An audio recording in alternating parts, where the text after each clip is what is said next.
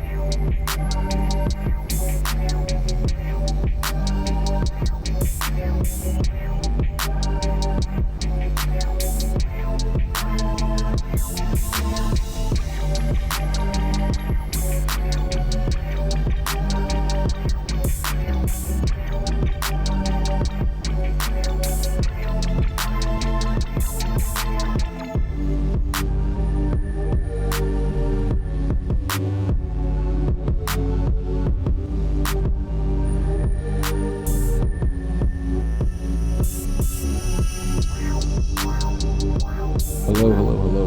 Okay, we're live. Hold on one sec. All right, we're getting started today.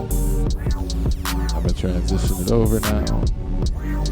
All right, we got S Rock here, starting us off today.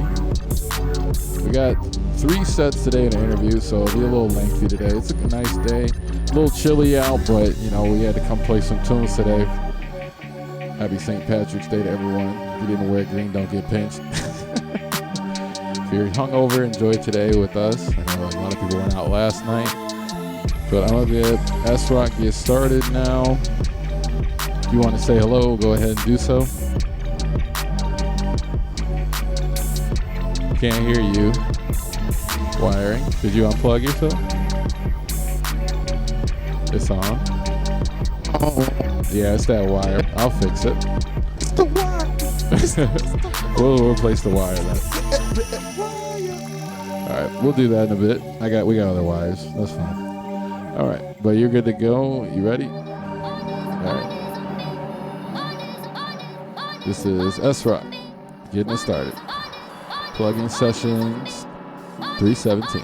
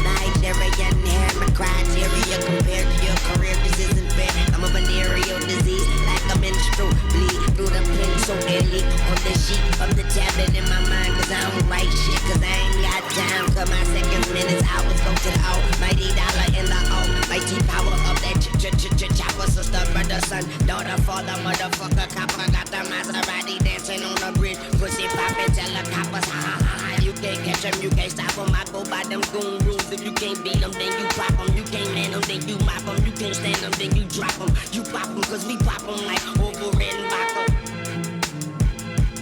Motherfucker, I'm ill, I'm ill, I'm ill, I'm ill.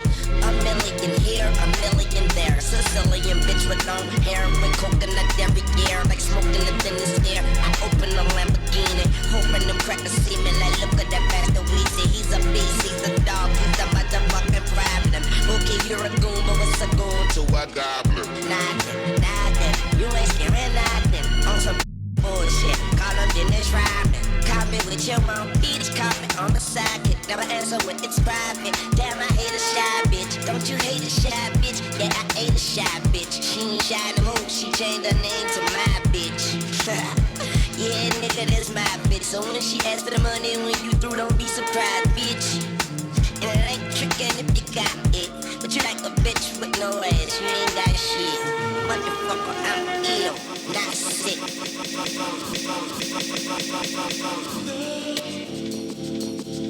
All the pretty girls stand up. All the pretty boys stand up. Pretty boys in the building. This right here is my sway. All the girls are on me. Damn. Everybody pay attention. This right here is my pretty boy sway. Pretty boy sway. Pretty boy sway. Pretty boy sway. Girl on dick when I pretty boy sway. Girl scream my name when I pretty boy sway. Watch me pretty boy sway. Pretty boy sway. Pretty boy sway. Pretty boy sway. Girls on my dick when I pretty boy sway. Girl scream my name when I pretty boy sway. Get out the way. Pretty boy coming through.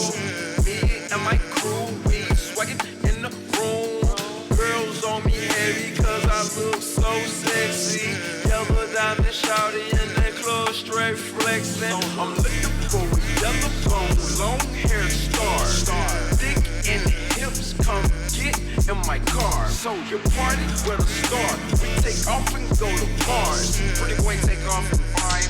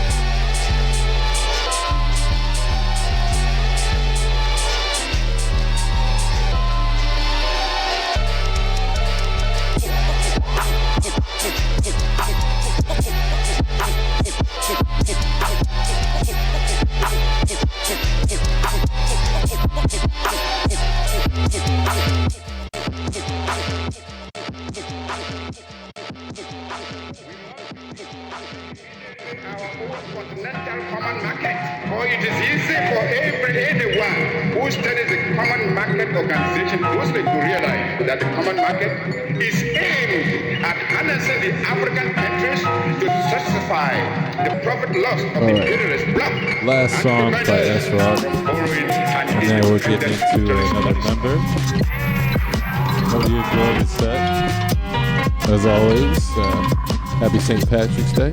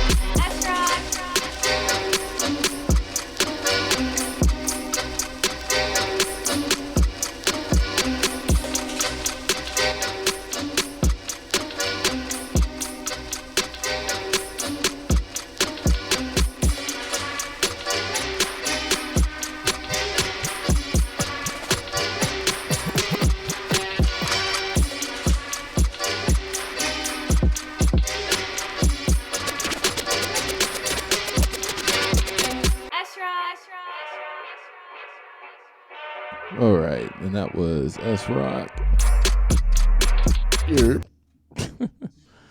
All right, now where we transition, I'm gonna play some background music, let someone set up. Got a new member today. Give him a moment.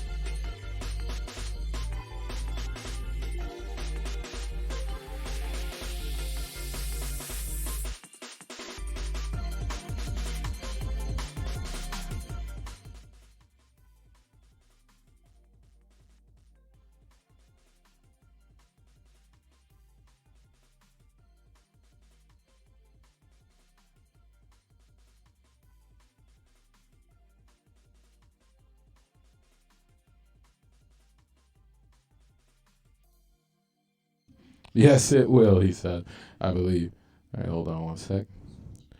Yeah, El Rojo getting started now. And you're unmuted. Go ahead. Let's go.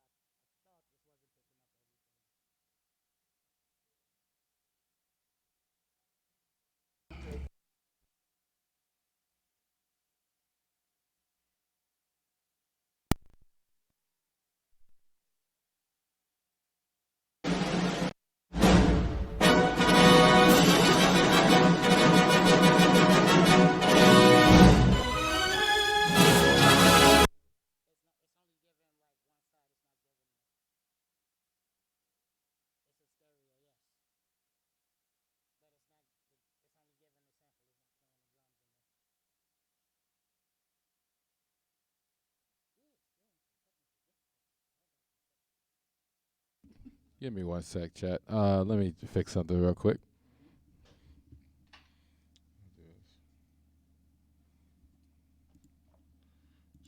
Let's do this real quick.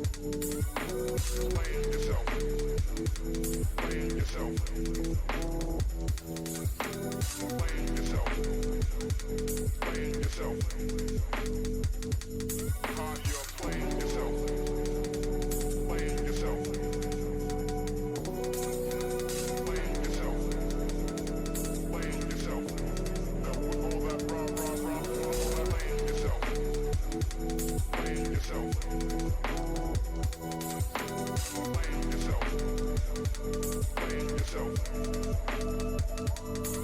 You're playing yourself.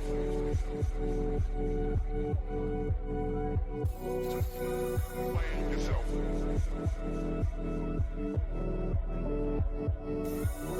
Playing yourself. Playing yourself. Playing yourself.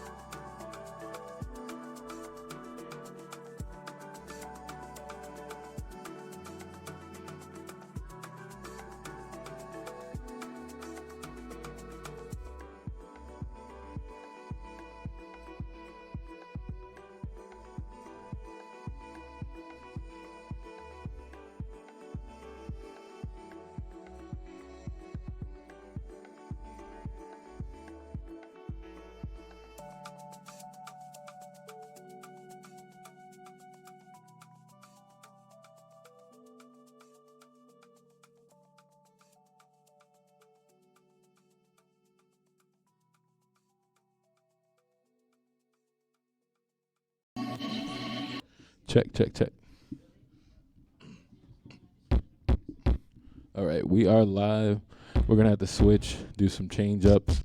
We're going to have DJ Uncle L, our featured artist for the month, come on, just so we can fix up some problems. Just some technical difficulties, but we're good. We're live again, and Uncle L's going to take it away. Go ahead.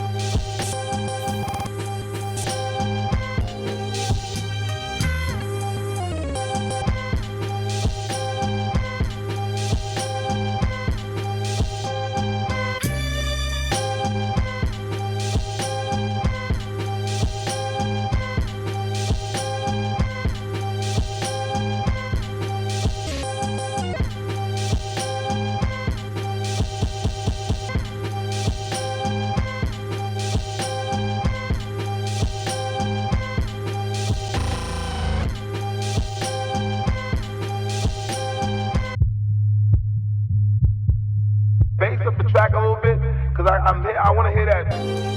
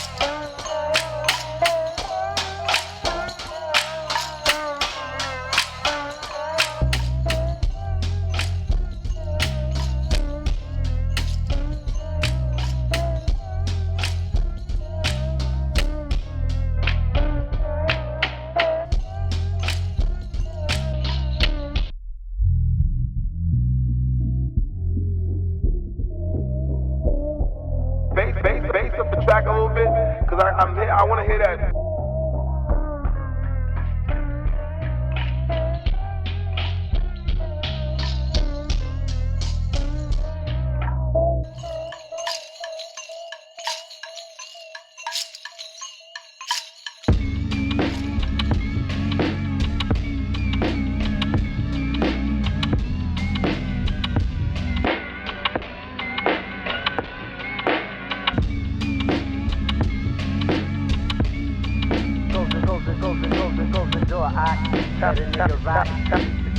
Time to raise the level of the boom.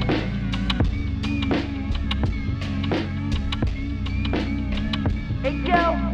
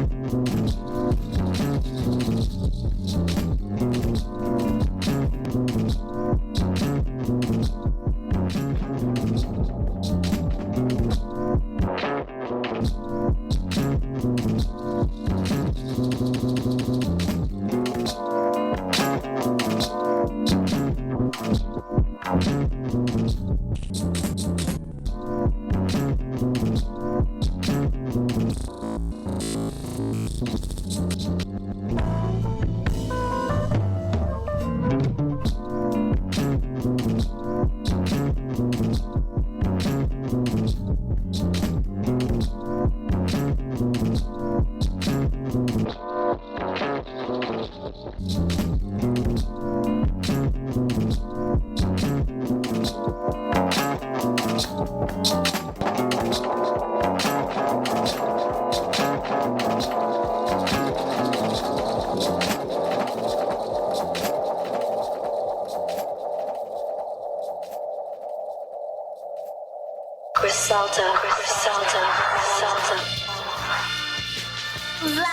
Hey, yo, nylon's on. Don't speak to God unless you speak of life. Shooting shit up for cook.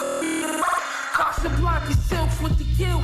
Boys comb head backwards, cut the eyes out, let the head tilt. Meanwhile, the back of a color in. Bucket hand, one hand shooting, I steered the end with the other hand.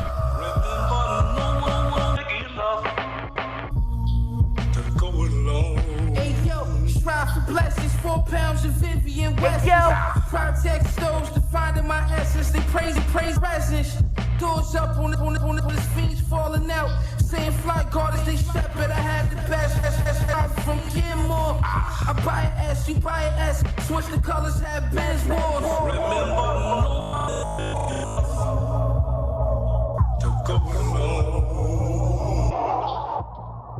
Karate with the stars, nigga. Got my feet kicked up that black belt, Balenciaga jeans. Yeah, it's soft denim. Got the ball gym, that's all cheese. Sargento.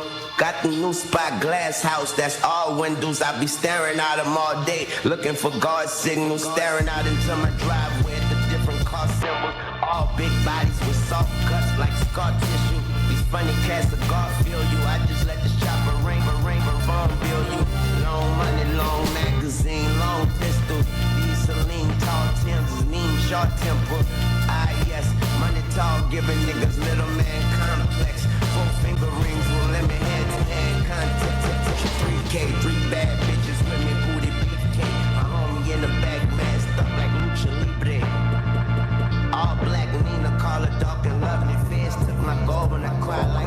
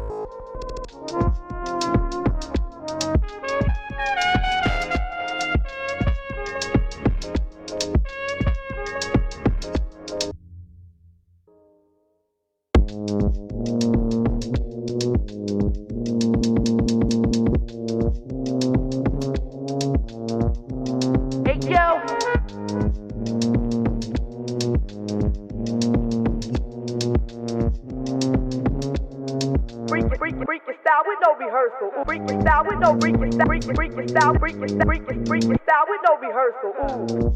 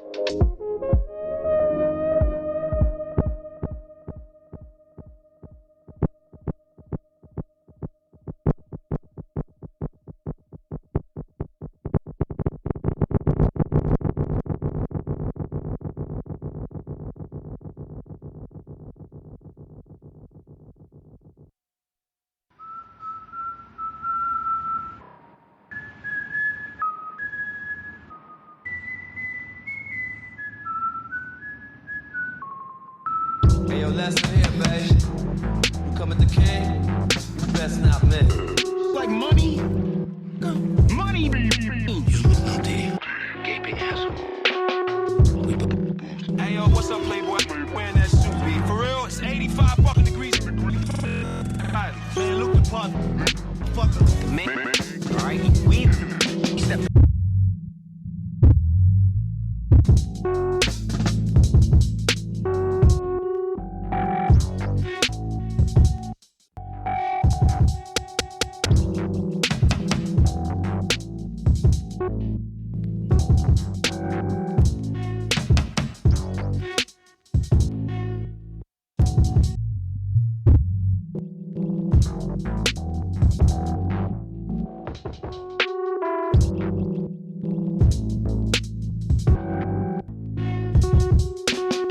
Hey, yo.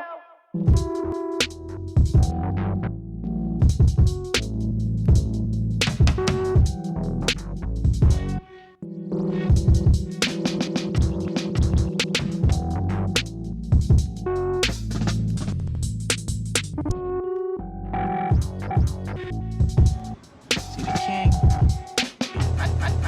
Wolves come night. Spawn with the puppies. If I hear the music, I'm disappointed. I had such fucking hopes for us. Alright. You ain't got a drink. Cause you can't take. Dabba dabba do. Huh? Get him some. Gushy, mushy, mushy, mother. Check it out, G.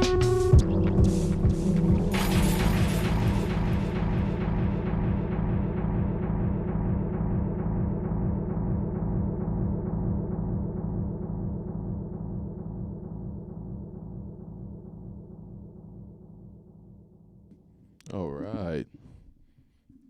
That was DJ Uncle L. Hold on a sec. Chill. All right. All right, so we got one more set, and then we're going to do in the interview portion at the very end. Give us another intermission. I'll mute you. Go ahead now. All right. Thank you.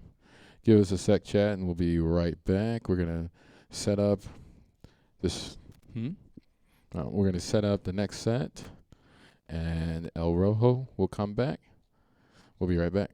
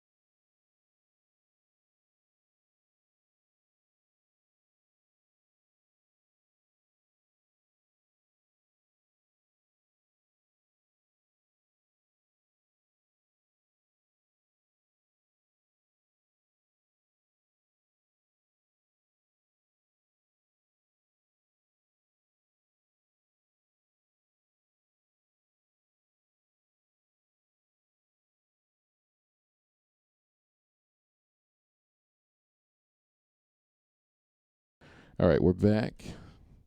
Part 2, second take. We had to do some technical changes to give El Rojo a chance again to play. Thanks for coming out today again. Thanks for being patient with us. All right, we're going to start again. Second time's a charm, right?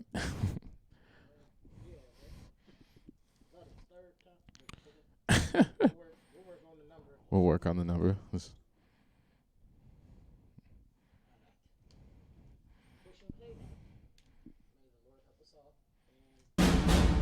Hey, we got audio.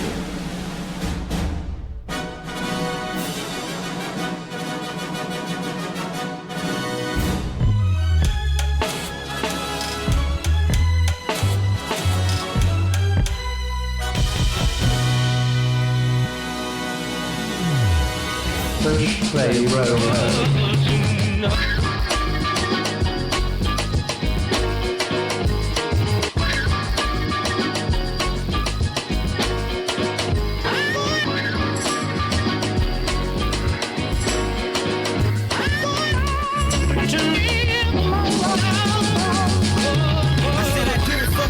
To let y'all know what a nigga look like in a bulletproof Rover. In my mama's sofa, was a doodle popper, hair trigger, walk up closer, ain't no photoshopping.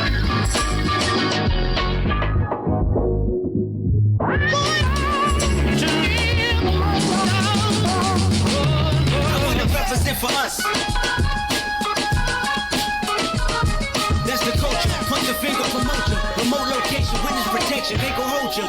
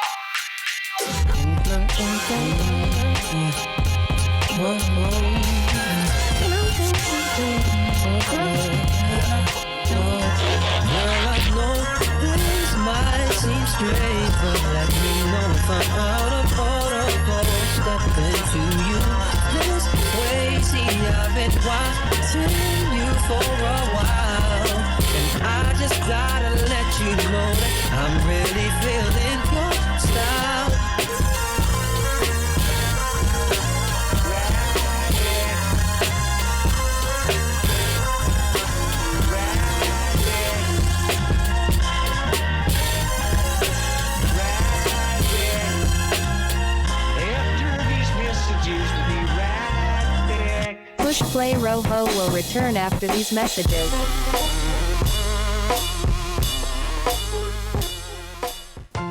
When the clock strikes 6:30, babe, time to head for golden lights.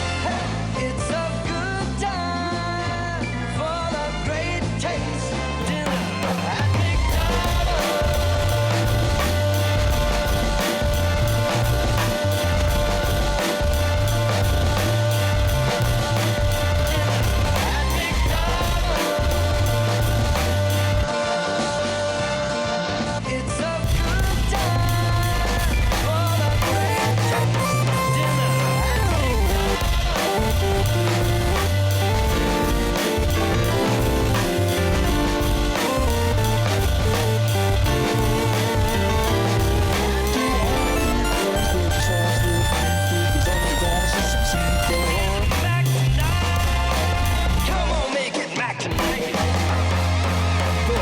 time, mention El Rojo and get a free Arch Deluxe sandwich. McDonald's, I'm loving it. We now return you to push play Rojo on the gauntlet.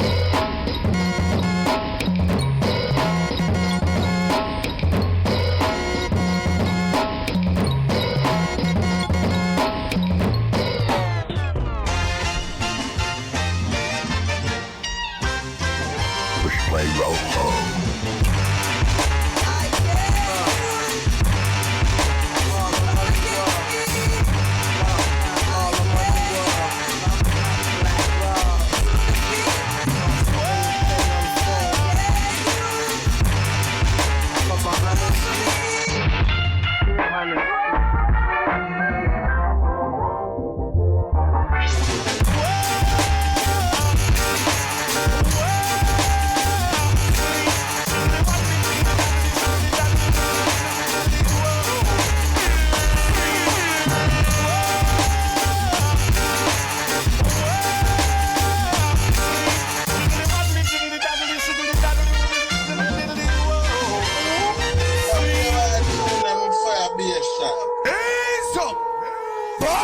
Yeah, it sound like the music to Frankenberry.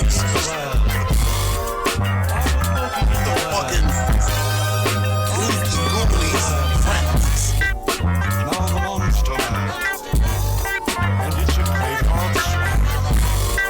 It's all inside. It's now the monster man.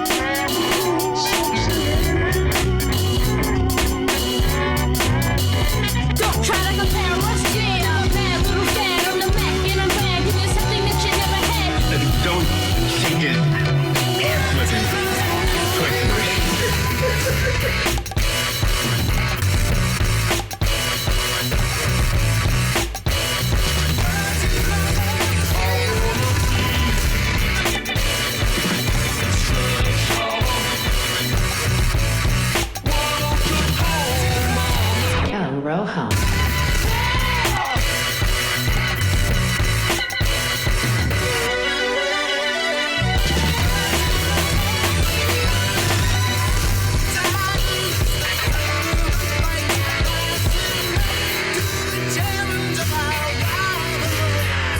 I mean, come on. How do you guys expect to beat me?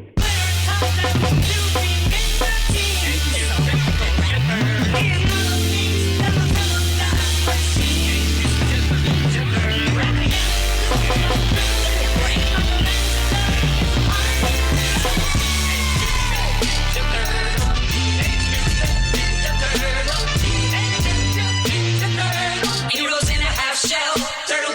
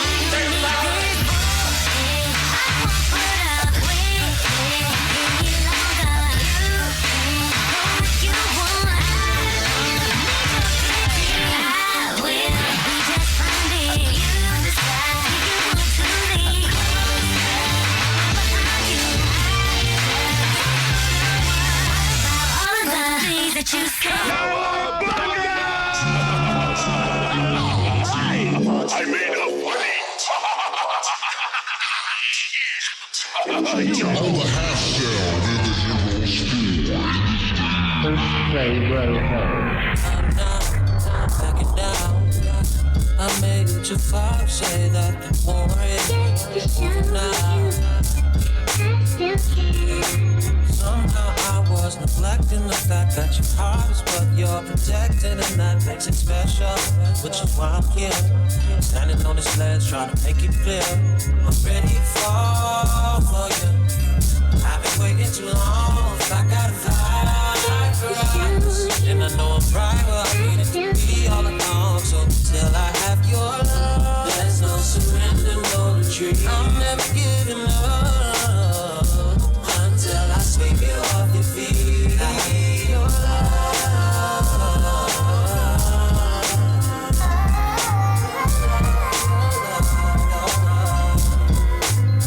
Yeah, this your boy Kanye West, and you're listening to Roho. Here on WROJO FM Chicago.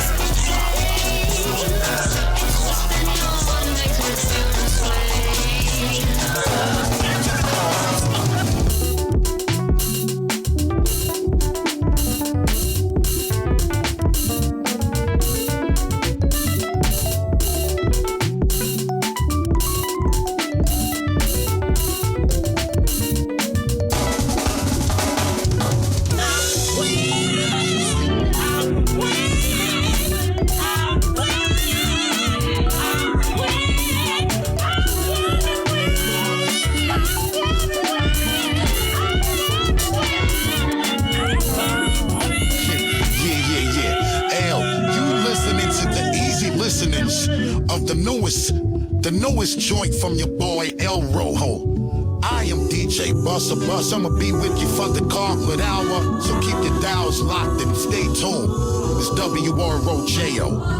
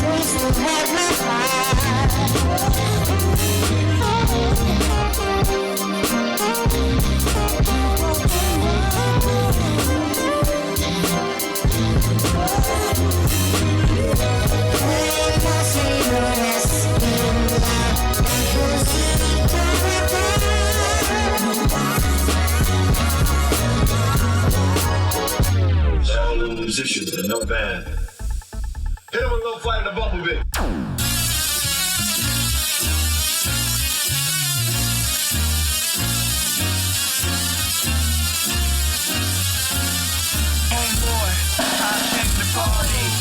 Your girl was looking at me. She's a haggler, no, I'm not tagging her. But you want them boys to come over and start asking you what you wanna do, nigga. What you trying to do, nigga. What you wanna do, nigga. What you trying to do, nigga. This one thing that caught me. This one thing I want to admit it. This one thing that I was so with it. This one thing is just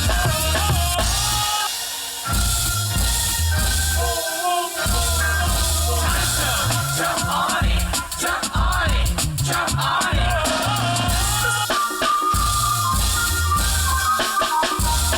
You was on it, jump on it, jump on it, jump on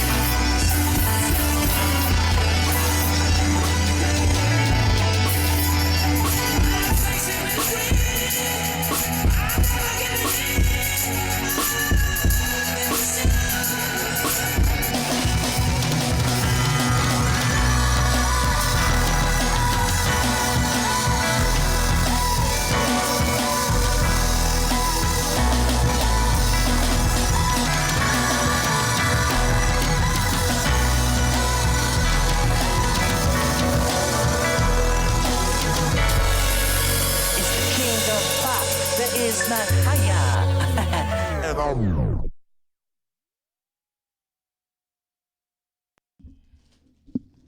Great job. Clean up those chips. No, I'm kidding. It was a great set. That was El Rojo. Another one from Chicagoland. We're just going to let the silence speak for itself. No, it was a great set. Thank you.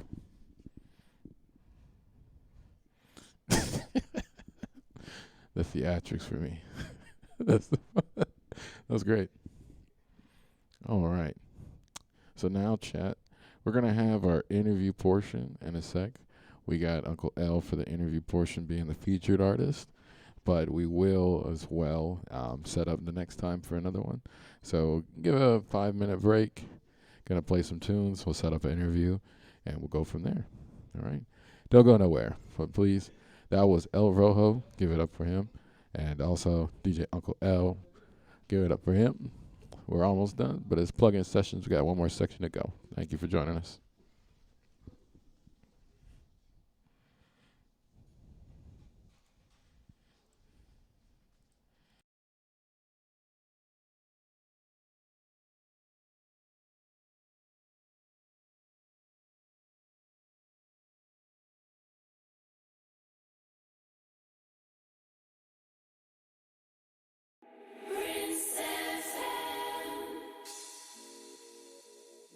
Yo, yo, yo. Good evening. You're locked into myself, Conductor. I'm going to be taking you through from 7 till 9 p.m. Unfortunately, this is a pre-record because of the current corona madness which is going on. I hope you guys are all self-isolating in peace. You can keep it Kiwi whilst you do that. We're going to be celebrating the Kiwi sound in this mix. I've got some new bits from Hamdi, Sammy Virgie, Fat Controller, Kitson, YUQ, and many, many more. I hope you guys are staying safe out there, stay indoors, follow health guidelines, and don't spread fake news. Keep it Kiwi, keep it locked. Myself Conductor on Rinse.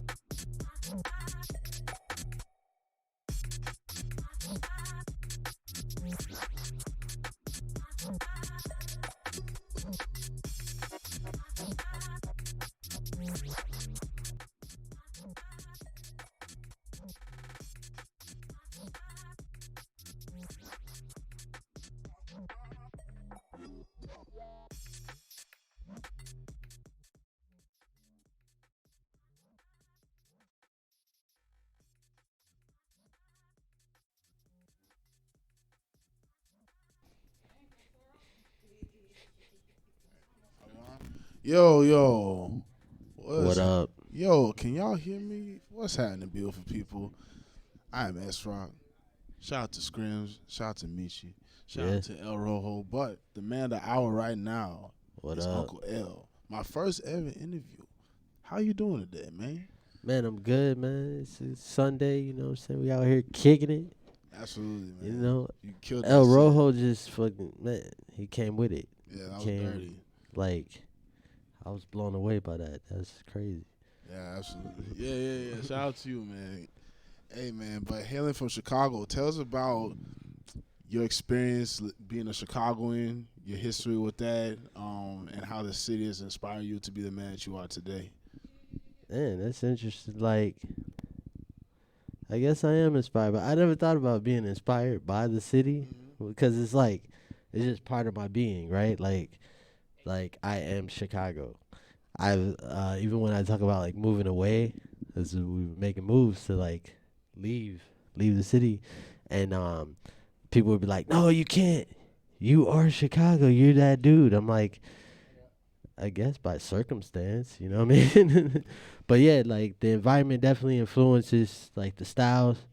You know, keeping it gritty, hardcore. You know what I'm saying? I grew up on the hip hop, like for real. Like I'm talking about when I was in high school, cats would show up after school with linoleum and cardboard and breakdance in front of the school, and you know what I'm saying, coming up on like rap ciphers. It was a time we'd go to like Navy Pier and like right, you know where the Ferris wheel is, like right there by the steps. It'd be a cipher with like 30 MCs, and if you were not dope, like you get ate up. Like it's like in a That's like jumping in a pool of piranhas, for real. So yeah, that's where I'm from. So like yeah, that definitely influences like the go hard or go home mentality, you know what I'm saying? Yeah, absolutely. 3-peat Bulls type shit, you know what I'm Yeah, saying? 3-peat Bulls going at their necks. Yeah. No mercy. You feel me? All right, so what inspires like the art style? Because I hear like a lot of like boom bap. I hear a lot of Dilla in you. You know, like where do you get a lot of your like inspiration when it comes to like creating? Man, like real talk, like I grew up on like Yo MTV Raps and Rap City, you know what I'm saying, the early, like that's where when I was a shorty, I was getting my hip hop from videos. And like that kind of translated to like I used to rap, but when I was like in grade school, it was like I wanted to rap. Like so I had to memorize like all the songs I heard, you know what I'm saying? Like I was reciting Public Enemy and Run DMC like in the 80s, early 90s, you know? And I think learning all of that like kind of influenced like the structure and counting bars and things, you know what I'm saying? Like without even knowing that that's what I was learning, you know? So when it came to like actually writing, I already had that in the bag, you know? So then when like when I was out there doing like rap stuff, you know, hood rat things with my hood rat friends, and you know, at first we were lucky enough to get shows and things, and we were I started collecting like 12 inches with instrumentals, so we would like rap over familiar beats at the shows, and then it was like, all right, we need original material, and we were broke, so we wasn't finna like link up and pay all this money for a production. So one of the homies got a MPC 2000 XL and a Roland SP 808. And shout out to Scientific, you know what I'm saying? Like he was like one of the first cats in the circle that like started collecting gear. I mean, and then me and my homie Verbal, we had you know, we had like some little samplers here and there, and drum machines like the Boss DR5, DR660. I had an SP202, you know, like just little stuff like that. And you daisy chain them and try to like record into like a dual cassette deck, you know what I mean? And then we had the Tascam 4-track, you know, so we like made a lot of songs like that. And that was how I just kind of like got into production early on. And then also simultaneously getting into DJing because I was already collecting the records. and I was around a lot of DJs all the time. A lot of the homies was DJing, so I practiced on their rigs. You know what I'm saying? So I mean, it was like all building at the same time, rap and DJ and production. So I forgot what the question was, but like No, you definitely building on it You know because what I'm saying? that's a great segue into my other question. For one Hot, this DJ, shit hot. yeah, I know. see the face is now revealed. You know, now you all see who he is. But no, from as a DJ, you know what I'm saying? It's like I see a lot of work and a lot of hours put into your craft. You know what I'm saying? And like, do you believe that you show more of your personality and more of your creativity as a producer or as a DJ? Man, that's interesting too, cause I feel like I think with different brains for different crafts. You know what I'm saying? So there was a time where, like, as an MC or front on certain types of rap, right? Like I'd be like, man, this shit whack. Like, you know what I'm saying? These cats can't rap. They ain't rapping. It's just like, you know, whatever. And then when I really got into DJing more, that part of my brain was like, okay, I understand how this song will work, you know, with a crowd, right? The structure of it. Yeah. And then the same from a production standpoint, you know, like, and that's why, like, I always talk about how I don't really, I'm not really into like rhyming over my own beats. Like when people are like, oh, you gotta rap more, and you know, you got the beats already, like, woo. And I'm like, nah, son, like, it's just a weird thing. Like, I can't wrap my head around making songs to my beats or whatever. But then I'll hear somebody else, like I work with A Billy Free, and she'll come up with a song, and I'll be like, oh, this is dope. Like, I thought that was a throwaway beat, but she took the beat and like made it even better. You know what I'm saying? So it's just like weird, like different thought processes depending on what mode I'm in. You know? Yeah. No, that's a great answer. And I'm glad you brought A Billy Free. You know, you have a lot of collaborations under your belt. Yeah. What are some collaborations that really like stretch you to and push your limits? You know what I'm saying? That really like press you like, dang, like I really got to work with a whole nother. Because, you know, working with other people in general is its own can of worms. But when it comes to creating, it's like you're putting two creative minds together to make one cohesive project. You know what I'm saying? For sure. So, like, what are some collaborations you've had over the years that really like push you to the edge to like really find a new edge of like creativity, and then overall just like, you know, synergy with the person that you're working with, you know? Well, I'll say like a lot of my collaborations will be like I've already made the beat, the song structure is already there because I'm coming from that mind of an artist, a writer, right? Like I'll have it like, you know, intro, verse, chorus, bridge, like it's already there. So then I just send it to somebody, and there's not even many changes that need to be made. So it's like they just kind of construct a song around what I already gave them. So I've been lucky in that regard, because it's just like not a lot of post-production work, you know? So, and I feel like that comes even like most naturally when collaborating with A Billy, because I mean, she's just like a genius. Shout out to A Billy. Like, you know, I can't say enough about her. Other people, like also Def C, like we had a couple joints that we did. One came out called The Waiting Room. And we had a couple other songs that, like, you know, he was like, oh, I'm going to do, like, that song over another beat or whatever. Like, let's keep collaborating. So, looking forward to that. And Mejiapa, that's another one that's, like, magical being. You know what I'm saying? Like, she'll, like, I remember there was one beat that was, like, on a beat tape of mine that I put out, like, in, I would say, like, 2015 or 2016, something like that. And she just heard it and was like, oh, you mind if I, like, mess with this?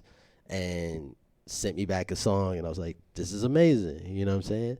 Again, it never really dropped. Like, I would just play it in sets, you know? But, like, yeah, I love the collaborations, trying to do a little bit more. It's just, like, I have a hard time, like, compiling like my beats and figuring out where they should go, what I should do with them. Felt. I just keep making stuff, you know, and then maybe I get a time where there's space to think about what to do next. You know what I'm saying? I mean, it's a whole process. I just like borrowed a book from somebody that was like project management for musicians, and as I'm thumbing through it, I'm like, this is the stuff that we already do, but it's cool to see it like structured in a book, like, oh, step 1, step 2, step 3, you know, and then you kind of like figure it all out, you know. So it's a lot. Yeah, that's another good segue. So I met you through Open Beats. Shout out to Fest and them. Shout out to Dorian's. Shout out to Cafe Mustache. Can't forget about Cafe Mustache. Shout out to man, what's that other one? Over at the Whistler. Oh, when we're doing Push Beats? Yeah, Push Beats. Shout out to Push Beats too. You know, shout out to Chop about all these fantastic enclaves. So you start with the 202, and now way back. I'm talking about like that was like early 2000s. And you know? now I'm seeing you on Koala on your phone. Love Koala. What? Well, like I mostly use Koala on the iPad. But iPad? you know, sometimes I'll just start out ideas on the phone, and you could like kind of send it, like transfer it to the iPad, or whatever. If you got all the same sounds loaded up, yeah, Koala's dope because it's super intuitive. It's like user friendly as hell. Like, you know, I'm always telling people like anybody just download that and like play around with it. You know, it doesn't take a lot, you know, to learn it. So you've seen the hardware like change and like evolve and like the art style. How have you seen the Chicago music scene evolve over the years to what it is now? Man, it's crazy. It's like all these different sectors, you know, like you got the MPC heads, you got the whole modular community. Like again, shout out to Fest. Like I feel like he's like a huge figure in that.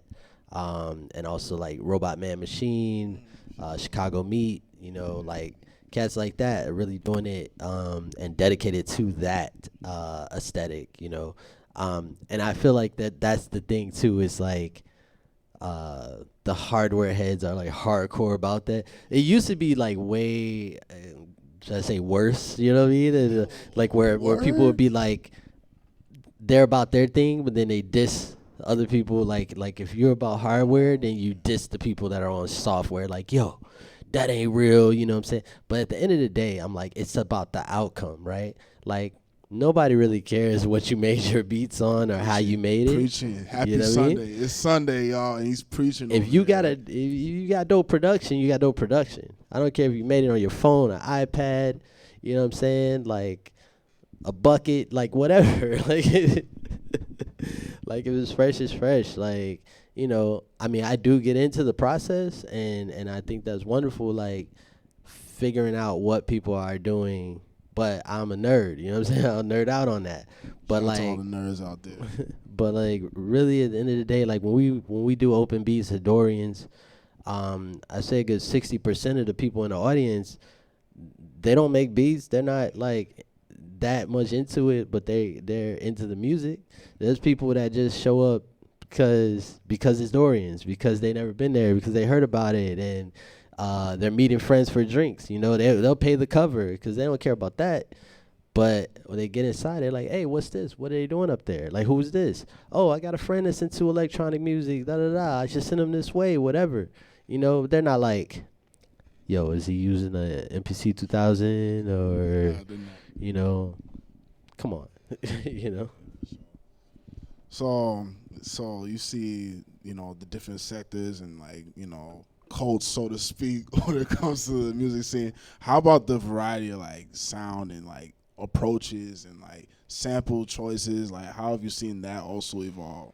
Man, I mean, that right there is like, it's been great. It's been super dope. Like with stuff like, you know, the Duck World sample challenges weekly. Shout out Duck World. Beatmakers Toolbox. Shout out B4 Lasers. Flip a Beat Club. And that's, you know, and these things when it's in person meetups like Beatmakers Toolbox and Flip a Beat Club, is like you see everybody's process in real time. You know what I'm saying? So, and that's another thing where you see what all these people bring, all this different kind of gear or whatever, and at the end you see the outcome, like whatever they were doing on all those different machines. You see it played out, and really at the end of the day, again on the internet when we post the video, it's about the end product, right? And that's been lovely. I say one of the funniest things though, like at Flip a Beat Club, we're at Beverly Phono Mart record store, and once everybody just locks into what they're doing, and because when we first get there, we're all talking, chopping it up, and but once everybody's like gets really super serious in what they're doing, and it's like dead silent in the room, and all you hear is a whole bunch of tapping, Morse banging code on pads. Hey, that's the funniest thing to me, yo. Like I asked somebody, I was like, do you ever stop and just listen to this? It's just like a whole room of people just banging on pads. Like it's hilarious to me, man. Flip a Beat Club is a beautiful thing. I've had the pleasure to show up a couple times. Right, true. Man, to like also hear people from around the country also doing their thing. Yo, that's the ill part. Yeah, when we got the Zoom on the TV, and then it's Before Lasers is playing. I don't even know how he like routes it through the mixer. But we'll be listening to cats in Philly or Sacramento or Toronto all at the same time while we're making our beats. And shout out to everybody, all the hosts, DiBiase for like putting it all together and everything. It's just crazy, man. It's great. It's a great network too. And then to be able to submit like your finished product for they do compilations monthly. That's dope. I wound up on the one with Mulate. He curated the samples and everything. It's been dope. It's been a dope experience. Yeah, I love that you brought up networks. What are some safe havens and like collaborative groups that have pushed artists that you found yourself a part of or that have helped you over the years as an artist? Man, again, like these past couple years, I feel like I owe a lot to Duck World just because, like there's been times I'm just like over it, you know what I'm saying? I was like, all right, this is cool and all, but life gets in the way and you got responsibilities. We were talking about that earlier with Ro, like, the bills don't stop, you know what I'm saying? He was preaching. And then, just trying to get around town. Like, it was a 40-something minute drive to get here today, But it's like kind of taking up the whole day, the whole Sunday. And it's like you think about all the responsibilities, things you could be taking care of or whatever, you know what I'm saying? But like, by the same token, it's like events like this keep you involved, in creating, you want to have like your newest, freshest material to play in these sets, and that's the other thing with Duck World, like the spiel that Before Lasers gives when he drops the samples and everything. He's like, yo, get your butt in the beat, gym, and work it out. You know what I'm saying? Like, and that's what it's about, just keeping folks active, and creative. And it's always dope to hear, like the different flips from the same sources, right? Like when I curated the February month for the Duck World Challenge, and that was the best part, just hearing what people were doing, because basically like when I put the folders together, I'm like, okay, I went through my records. Like I didn't go shopping or dig in that way. I just went through my stacks and was like, okay, this one I was like playing records like a weekend, just hearing stuff, and I'd be like, okay, I hear something like that's something I would use, right? I would flip this. That's going in the crate. And so it's like what you would do. But to hear what somebody else does, and there was a few moments where people made beats that like almost the exact same loops that I did, And I was like, damn, I looped up that same part. It's cool though. But like, great minds think alike type stuff, Yeah, absolutely. Hey, and I also we have mutual friends with Just Made Media. Shout out Yeah. to them. How have they been a part of your journey as an artist? Man, the Just Made thing has been dope. Like, I've known Gigi for like 25 years. Nah, even more than that. Almost 30 years. That's history. We went to like high school together for a bit, but then she transferred out. But we always been friends since. And when she hit me up last year to do an interview with their series one on one, and it was actually the second one because the first one was DJ Real One. Shout out to him, another dope DJ producer. And when they had me out, it was such a great interview and the whole process, and I really liked how they really had it together. Like, it was very organized, and I was like, okay, you're about this, right? And for the next like month or so, I was thinking about like how I could get involved, because I always wanted to like mess around with like podcasting. I always had these conversations with folks, like you could have a phone conversation and be like, this could be a podcast, right? And people will say that, you know what I'm saying? Like, I had a convo with Before Lasers the other day, and he was like, this is podcast material right here. All the time, man. Right. So always thinking about that, and I was like, I was mad nervous too, like that few weeks when I was thinking about it, like how can I get involved? And I think we were at Dorian's like 3 weeks later, and I was like, hey, look, I want to be a part of the one-on-ones. Like, how, what can I do to add on to that? And they were very receptive, which was super dope. Also, shout out to Zesto Q. Shout out to Zesto. Again, he's all business. Like, he is the most organized person that I know, like, just really doing it. One of the first people, usually people would be like, yo, I'm going to hit you up on such and such date, and we could talk about something, He'll be like, hey, I want to take a meeting. And I'm like, that sounds so official, So, like, yeah, I just kind of jumped on as a co-host. How the format is Zesto and the featured artist on camera, and then Gigi and myself off cam on mic, just chiming in the interviews, and that's been going well. But we're now switching up the format a little bit, and it's gonna look more like a hang, like not necessarily in that first main room, but more so in the recording room, the back room. I'll be doing DJ sets. I'll definitely be requisitioning material from the beat community. Looking for more exclusive unreleased stuff, because we're still figuring out the platform. We've been posting on YouTube this whole year. YouTube will boot you for any and everything, though, so... You're not lying.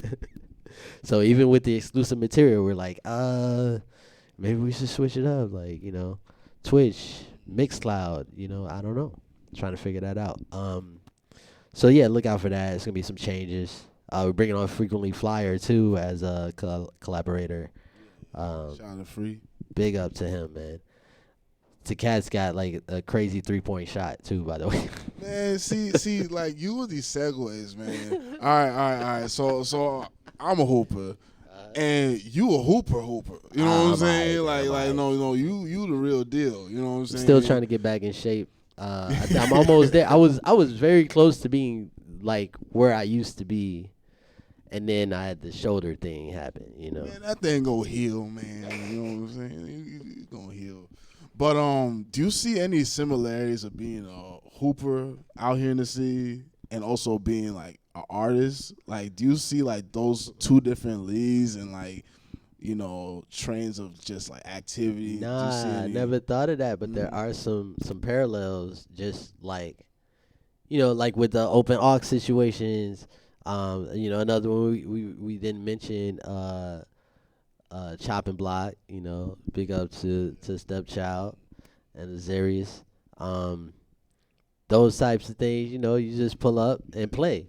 Same thing you hear about an open run, you pull up and play, open gym, or in the summer, outdoor court, whatever, you gonna pull up and show and prove, right? And that's what it is too. It's community. It's building with other folks that do what you do. You know what I'm saying? And there's that little bit of ego too. You like, I'm Absolutely. nice. You know, you about to see what I do, what I can do. You know, yeah. It's I didn't draw that. You know, before. I'm glad you brought that up. know, we all on the same team. You know, Cause man, also, man, wow, and what we've been doing, like linking up with other producers that play ball. See, now that's the beautiful. It's a full circle. It's That's a full crazy. circle. You know, that's what we see at the end of the day. You know, man. So I gotta ask you, what direction are you taking now as an artist, and with your music, you know, craft and all that good stuff? Man, I mean, so I don't know. There's like I said, there's a few collabs that I want to get to. Again, namely Def C, also Brown Alice from Brown Calculus. She's out in Portland, Chicago native. And then just for myself, solo endeavors. You know, people keep trying to nudge me back into rapping, but then why not? It's just like that potential, like, you know, I don't know. Like, I'm always like, what if I do some whack shit? And man, that don't matter, man. Nah, you know, I just always had this thing. I'm trying to come correct. You know what I'm saying? I know, rightfully so. I understand. And I'm just like the toughest critic, you know. And I really need to get off that. I need to not be as critical and just express myself. You know, that's what it is. Yeah. So I'm gonna ask you, you know, a couple more final questions before we wrap up. This has been pressing on my heart. On a semi-serious note, you know, hip hop is going through it right now. You feel me? And what do you believe is the cause of this? And how can we move forward and make our favorite genre great again? I mean, really, okay, it's not really going through it. Like, the thing about hip hop is something for everybody. Yeah. Right? It's always been that way. But what has the light shown on it changes. Like, when I was coming up, there was no. I was just talking about this the other day with Before Lasers. It, like, did he hit you up about Webby and Boozy? Bro, they beefing right now. Come on, man. No, but he was saying, like, you know, they are unsung heroes in a sense. Yeah. Like, yeah, he's like, they don't get they just do. And I'm like, yeah, I mean, I think they do for a certain audience. You know what I'm saying? And I talked about how people chasing the bag, they kind of do whatever and they play themselves, right? Like Boozy, he do all these, you know, this dude might have the most DJ Vlad interviews. Yeah. But you know what I'm saying? Just talking, just run his mouth and, like, for attention, and you say a bunch of dumb shit. Like, and then people forget about, like, the music that you did that they once loved, you know? And another example I gave him was, like, Flavor Flav. Like, Flavor Flav is, like, an amazing musician and nobody knows, right? Yeah, that's He's crazy. a multi-instrumentalist. Yeah, he is. Yeah. I've seen it. I seen Public Enemy live where this dude jumped on the drums and just, like, killed it. You know what I'm saying? But a lot of people only think about Flavor of Love or that type of stuff. Flavor Flav, that's all we know. Just be a clown and, like, you know, people tarnish their legacies. You know what I'm saying? But then also, and then that's the type of stuff that gets the attention. I hate when people be like, "Oh man, ain't no there's no conscious hip hop, or there's no this kind of hip hop, or this is dead and that's dead." And it's like, nah, you ain't looking. You know what I'm saying? You only taking what's being fed to you on, like, major, you know, radio or mainstream. You know what I'm saying? Like, look to the underground, look to different sources. You know what I'm saying? And that's really the issue. You know, certain stuff's just not getting pushed. There's no machine behind it. So then what can you do? That's why I like as much as, like, Griselda talks about, like, you know, drugs, guns, hustling, all that. Yeah. It still has that underground hip hop aesthetic. You know what I'm saying? People talk about it like, oh, they bring in such back from 90s, early 2000s, whatever. And it's like, really, none of that never went anywhere. But good on them for getting that spotlight and that attention. You know what I'm saying? Also, there's a lot of homies coming back with rap stuff. Like my guy, Still Rift. Yeah. Open Mike Eagle and Video Dave have a project called Previous Industries. Mm-hmm. That shit slaps. Shout out to the homie Quelle Chris, Denmark Vesey. Like, these people, man, I've just been listening to, and they're good people too. Like, you know what I'm saying? Like, Denmark and Quelle used to live here, well, in Chicago. You know, we touched down. Yeah, it's out there, man. Like, really good music, man. Yeah. Yeah, Cavalier. Dude, I can just name, like, a ton of artists that, like, doing dope stuff, you know? So it's not like it's non-existent, you know? Yeah.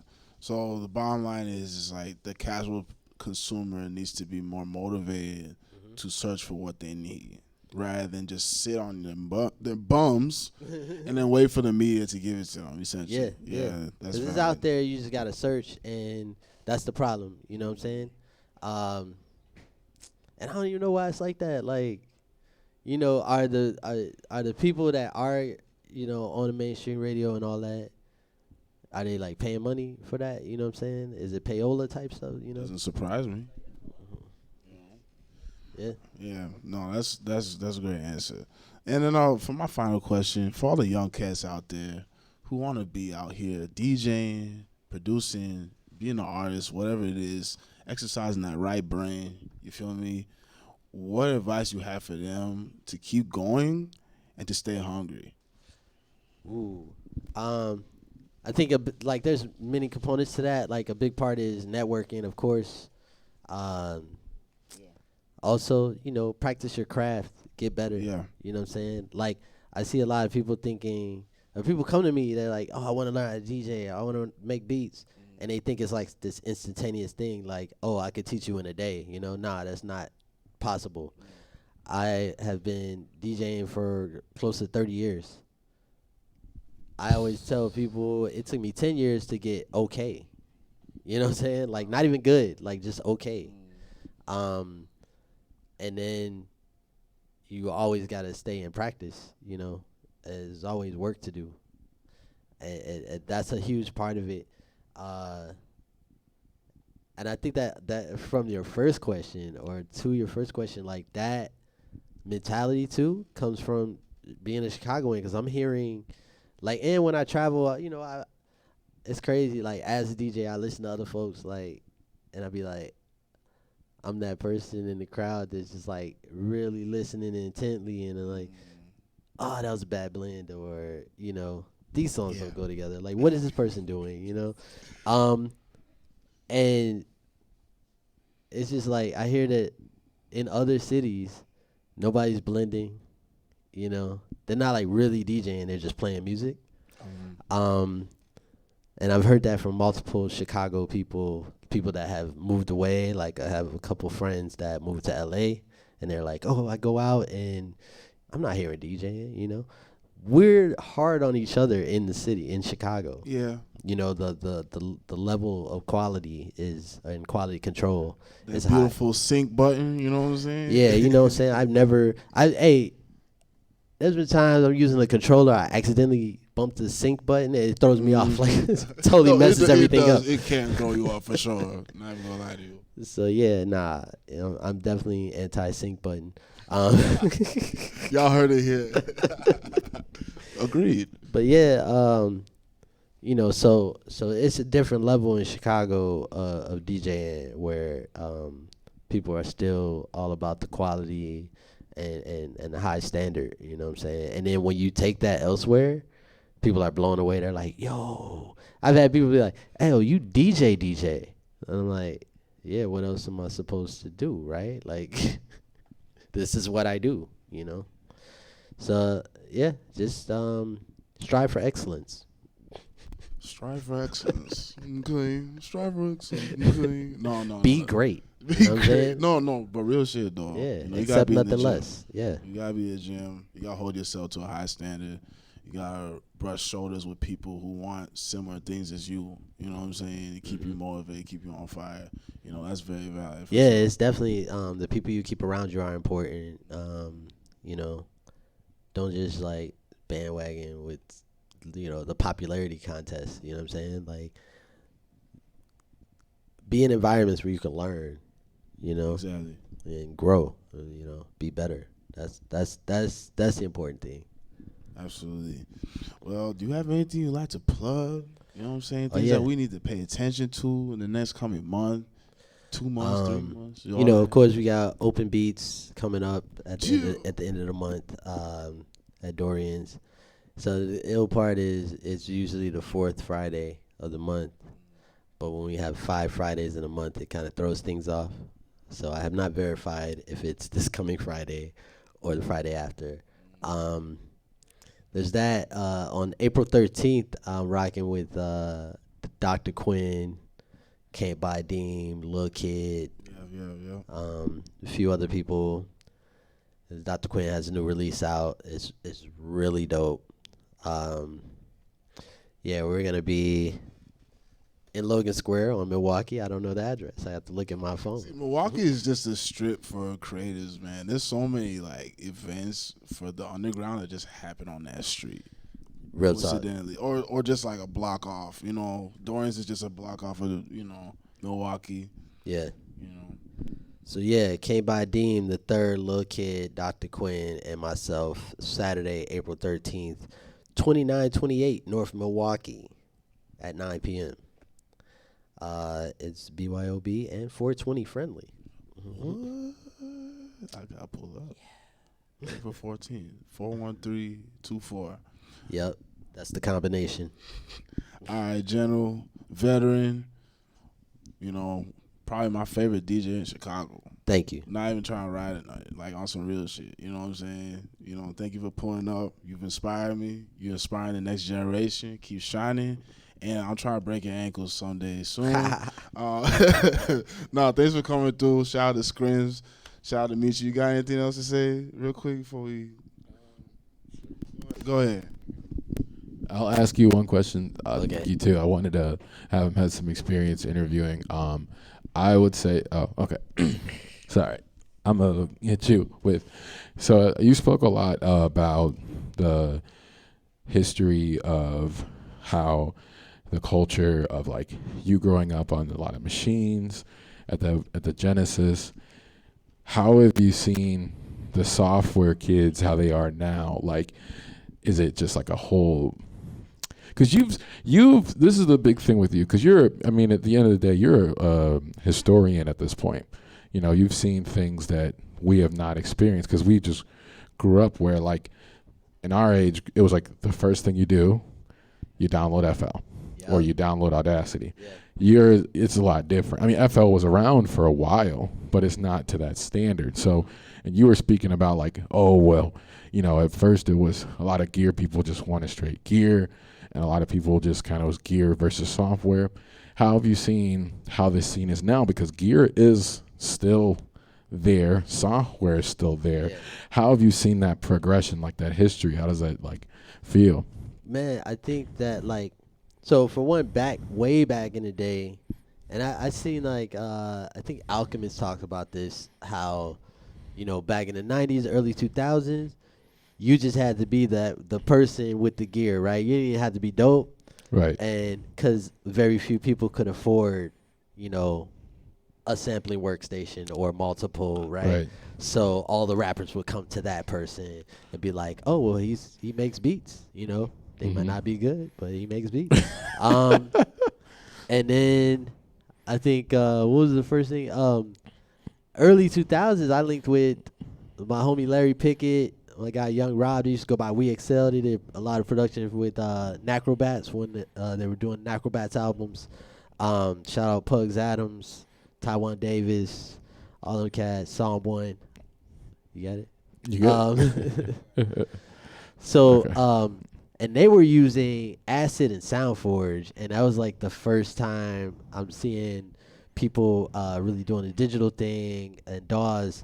And you know, again, I used to front on it because I would be like, man, you know, y'all using software, like you ain't keeping it real, son. Because then there's always the thing too, paying dues, right? And that's part of paying dues is like you saved up your money and bought this sampler, right?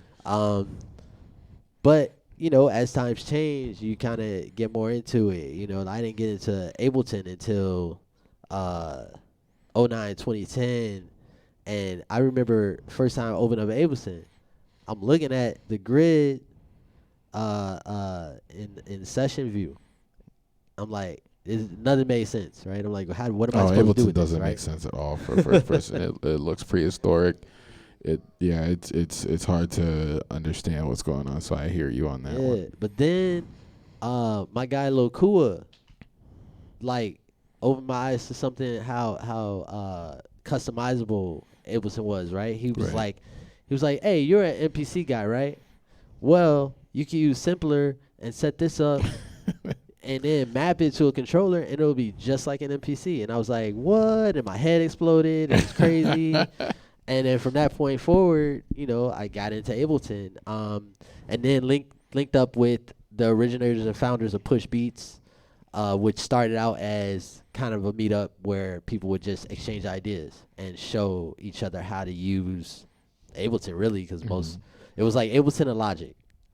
And so from there, you know, just kind of getting pointers and tips. And that's how Push Beats started. And then it started to be like a weekly showcase and then monthlies, and then kind of like concurrently both, going from Locale to Rodan to Double Door to Whistler, and like kind of we did some things at Beauty Bar too, and just kind of like bouncing around. So that in that era, that's like 2010s. You know, I was like kind of building with all these software people and DAW people, and but then at the same time, you always have people like Radius, who is like, Radius will see something new out and send it to me and be like, yo, this is dope. So it's like always being aware of that side of things too. Right. You know, so it's both. So now it feels like all of it is coming together. You know, there's tons of people that use both, right? Yeah. Or there's people like DiBiase who just has all this gear. Right. He makes beats on a PSP. His daughter making beats on the phone. Yeah. Making beats on a microwave. Like, he'll do whatever, you know. That's just how it's at. But I think that is interesting. And I love how he'll show like there'll be like some linear like step sequencer thing that people usually do like EDM on or something. He'll be like, oh, you can make boom bap slaps on this. Right. Watch me. You know? Yeah. That's amazing. You know, so like now it just feels like there's no barriers, you know what I'm saying? Yeah. Long as you, of course, can afford all these things. Right, yeah. And I'm glad you said that, because you also said like paying dues, but it's like I feel like the thing is with software and where we're at, it's like the biggest gatekeeper from music is money itself. Yes, sir. Because now, like, yeah, it's like software. I think if people, because people learn and do things differently, right? So for some people who are hands-on, they're like, oh, hardware makes sense because I can hear when I do my drum patterns, when I do my hi-hat. But for others, it's okay for the DAW. But I think the thing is both now, because I would kind of consider Koala like in that middle ground, like you're like kind of where it's both, because now we're kind of trying to eliminate the gatekeeper and just have it accessible to more people. So I think like, because you know, you're very much involved in Dorian's where it's at now, you're probably going to see a bunch of kids on their phone, which is good. Yeah. You know, we didn't have that for a while. We had either the person with the $2,000 MacBook or the $3,000 MPC, you know? Yep. So now it's to see it like this. I think it's eye-opening that, because let's just say that DAW and hardware are both different versions of a canvas, right? So now we're just seeing like them intertwine more, which I like. Yeah. So I would say for you, what would you want? Like, would you want just Koala to blow up? Would you want gear to be less expensive? Like, where would you want to kind of etch that gatekeeper down to continue letting people come in and make music? Yeah, I think it's definitely happening with Koala. Shout out to them for keeping it affordable, even when they do tons of updates, and it just gets more and more usable. And like, I remember when I first started using it, I was like, oh, this would be great, but if they had like more mixing capability. And then lo and behold, there's an update, and Right. you know, you got the mixer, and it was like $5, you Right. know. So like, all in all, you're never gonna pay more than like $15 to be able to fully use Koala. And then you got, and on the hardware tip, you know, people buying the KO2, Oh, yeah. $300. Right. You know what I'm saying? As opposed to spending over $1,000. Even some of these controllers with the DAWs, Right. you know, the push 3 to Just have the don't get me plug-in started. one is a G. To get a standalone is Right. 2 Gs. And that's the thing too. People are financing software and hardware. I think that's Yeah. crazy. So, and then you get the standalone push 3, and it crashes every 5 minutes, or or the Right. battery pack makes it super heavy, and it gets Right. hot. Like, you know, the processors and all that. I'm not you know, downing Ableton. You know. No, I mean, but you know, there are issues with things. I mean, I'm on FL. There's issues with that. There's issues with their hardware. You know, that's the reality of things. You just have to make do with what you have. But I love that there is a spectrum of, you know, software and hardware and levels of availability. Right. You know, accessibility rather. So for those that have a bunch of, you know, expendable income, they can just go all out. Or Right. if you just want to get down and make something, then Koala is super formidable. Like, Right. Yeah. And then also, I'm going to do one other question to save this man's arm. He's been adjusting the camera. Our cameraman here. Yeah, he's getting an arm workout right now. You're good? Okay, I'm sorry. My last question then to close this up. Sorry, he just stumped me. All right. So my last question then for you would be, one thing we didn't point at is you've seen a lot of events. You've been coordinating a lot of events. You also were part of North Coast. My question is, what would you want to see event-wise that Chicago hasn't done right now? Because you've seen growth, you've seen us develop a community, you've seen all these things like Before Laser's doing, you and Fez are doing, you've seen the large scale, so you've seen everything, you know, to a point, to a degree. What would you want to see Chicago do on a regular occurrence that we haven't done? What I talk about this. I talk about this all the time. So like, I was 09 or 2010, like 2010, 2014, and 2015. I participated in South by Southwest, right? Like 3 different experiences. The first time I went, I was just rolling with Pugs Adams. He was on an official like showcase, and we had all the all access stuff, you know. So I got to see that side of things, all the official stuff. And then 2014, I went and kind of experienced a little of both, like the official and unofficial side. I really networked with a lot of like local Austin beat makers and people that threw events out there regularly outside of the festival, right? Right. And then the next year, I reconnected with all those, like booked shows and played the unofficial joints, right? And throughout all of that, one thing I noticed is like when they have, because they have tons of festivals in Austin, you know, ACL, South by, you know, it's like a bunch of stuff. And they always have these unofficial events accompanying the official, right? Oh, nice. We don't do that in Chicago. Like, there should be things running parallel with Pitchfork, running parallel with Lala. Yeah. Like, but there's a lot of red tape. You know what I'm saying? That's very true.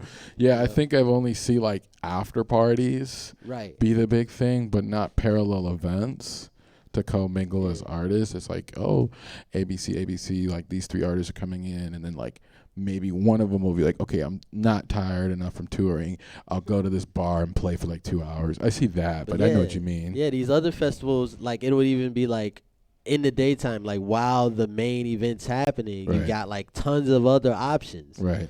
And yeah, I don't know why we don't do that. I mean, I know why. Yeah. I Again, mean, yeah. it's it's more political, really. And you know, even with something like North Coast, you mentioned, I mean, they took their thing to the burbs. Mhm. It's at Toyota Park now, but it used to be Union Park. Right. So that makes a huge difference. Like when I played, it was out there, you know. And that was a dope year because they had that one day with K Tronada, Sango. Who else was on that history. bill? That bill was crazy. Lou Phelps. Who else, man? That's All in one day. That's crazy. yeah. It was like the black ass stage, man. Like, and I saw the lineup this year. I'm not seeing it. You know, I'm not seeing it. Yeah, Channel Tres. Yeah. So I would love to see more of that. You know what I'm saying? Especially on these bigger festivals. Right. You know what I'm saying? Like nobody's looking out for us. No, that's true. That is true. No, that's a good concept too. I think so. Doing something parallel with major settings, because I mean, okay, if you go to like Lala, you're not seeing all your artists. You have to like stand in a line. Some guy's been there till 6 a.m. He shit himself, but he's waiting to see Kanye, so he's not leaving. Like there needs to be something for others who are like, okay, well, you know, what is Chicago music like? And then like, you know, that's parallel. Then I'd be like, oh, we got like 9 artists that we like want to use as like our template. Like this is our representatives. You know, we don't really have that. So I would like that too. That would be nice. Yeah. That's about it, man. I mean, and you know, always looking for more like funding and you know backing my for God, events yeah. like that. You know, Yeah. That's the other barrier. You know. No, yeah, like we said, music's biggest thing is its gatekeeper is money, and so no, funding would be nice. I think communally we don't talk about that enough, so that is Facts. a very good aspect to talk about. Just because funding stuff like this, funding the Dorian stuff, like I mean, of course with Dorians and like bar stuff, we try and make the bar money, you know. Exactly, But yeah. it'd be nice for like stuff like Flip a Beat Club, like we could crowd fund, some hardware or something like that. So no, I think those are 2 very solid points. So I see his arm shaking. No, I'm kidding.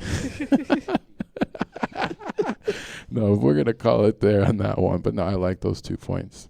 Yeah, for sure, man. Hey, thanks for having me. This has been amazing. Again, shout out to El Rojo, man. That was quite a set. Oh yeah, I was surprised. He I was just like, did I hear texted a me. Teenage Mutant Ninja Turtles theme? Bro, Like, his whole it set was so flipped that. 80s themed. It was Right. ridiculous. It was cool. It was really interesting. I'm glad we got his audio to work. He just texted me on Instagram. I never met the man before. I thought he knew you guys or something.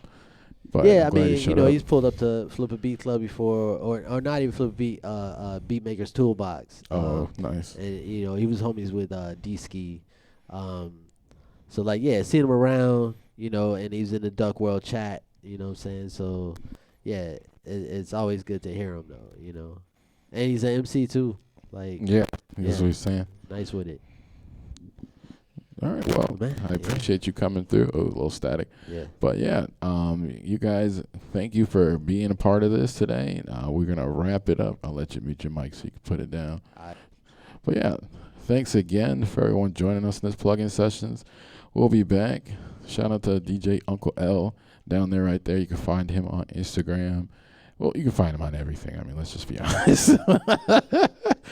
But yeah, I appreciate everyone that showed up. Rojo had some friends here too. We are open for that too. We want to continue this, providing this space, fill this space, make it a communal thing. So if you guys are available, hit me up, hit S-Rock up. We'd love to have you here, get a set, do an interview, talk about Chicagoland. But that is a 3-hour stream, so we are going to conclude it right there. Shout out to Scrims, though, for letting us be here, being able to provide, Chicagoland with a different aspect instead of just the open mic. It's something a little bit different. Oh, no. I'm kidding. All right. I got a cameraman. No, but we're concluding here today. The way you're holding the webcam. All right, we're going to conclude today. No, I'm not. You're holding it like the... There you go. Okay, we're going to conclude the day now.